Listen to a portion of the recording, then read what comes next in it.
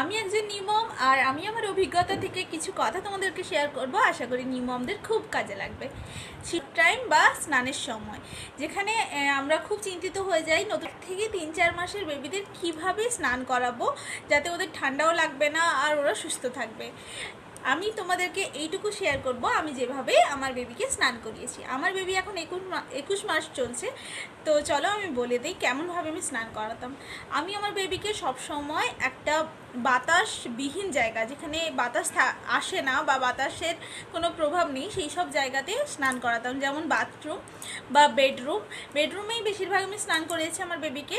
আমি বেবিকে স্নান করানোর আগে সব কিছু রেডি রাখতাম, ওর টাওয়েল, ওর গায়ে মাখানোর লোশন, ক্রিম, আর শ্যাম্পু করলে শ্যাম্পু, সাবান করলে সাবান, সব একদম রেডি রাখতাম। আর জলের টেম্পারেচার আমি সবসময় নিজে চেক করে তারপর বেবির গায়ে দিতাম। এটা খুব জরুরি, তোমরা প্রথমেই নিজেরা চেক করবে জলের টেম্পারেচারটা তোমরা নিতে পারছো কিনা।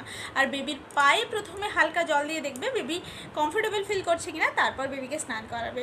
আর বেবিকে স্নান করানোর পরে কখনো ওকে বাতাসে দেবে না, প্রথমে ভালো করে টাওয়াল দিয়ে ওকে জল মুছে দেবে, তারপর ড্রেস পরিয়ে তারপর ওকে বাতাসে তোমরা দিতে পারো। এইভাবে যদি করো আশা করি কখনোই বেবিদের ঠান্ডা লাগবে না।